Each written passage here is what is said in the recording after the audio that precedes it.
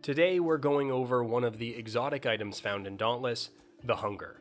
An Umbral-based sword themed after the Shroud behemoth's Aether-charged state, wherein he cloaks himself in the Umbral element to boost his own abilities.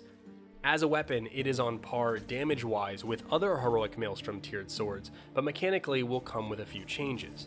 Namely, it replaces the default functionality of the sword's special meter with its own.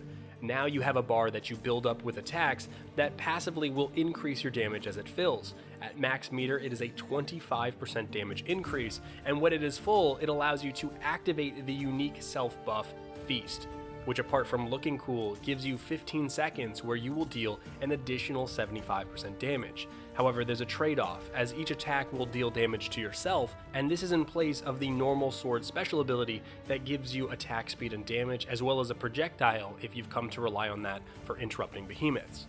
Now, the self-harm becomes something that you need to play around, as it can quickly pose a greater risk to yourself than the behemoth does. Luckily, you have the option during Feast of activating the Hunger again to launch an Umbral Claw from your chest to take back the health that you've lost by attacking. This claw needs to hit a behemoth to recoup the health, doesn't deal damage on its own, and using it will end Feast.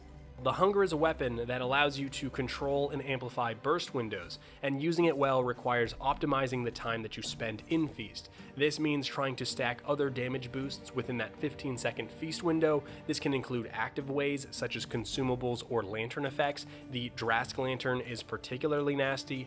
Passive skill selection, the Wild Frenzy and Fury skills synergize so well, giving you bonus damage and attack speed as your health lowers, which it will because it's a mechanic of the weapon, or gameplay specific methods, such as waiting to activate Feast for certain states, whether that be Rage, Aether Charge, Staggered, etc., to either play around skills that you've equipped, or because you know that you can maintain uptime on the behemoth, or you know they are in a flight risk and will be around when you get ready to launch your claw attack to desperately heal yourself.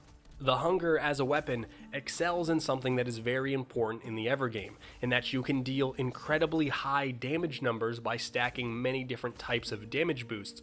For a sword, it's going to hit as hard as a triple charged axe, and this makes it perfect for breaking parts and behemoths during specific Aether charged or enraged states, which is important as many of this first wave of exotics require items to craft and upgrade that only drop from parts broken during those states. And hunting for those parts is way less about overall damage and more about controlled damage, which is what the Hunger gives you, making the Hunger a perfect choice for builds going after those parts. And we can't forget that the blinking eyes are just really cool looking. So yeah, that's the Hunger. We'll revisit some other exotics real soon.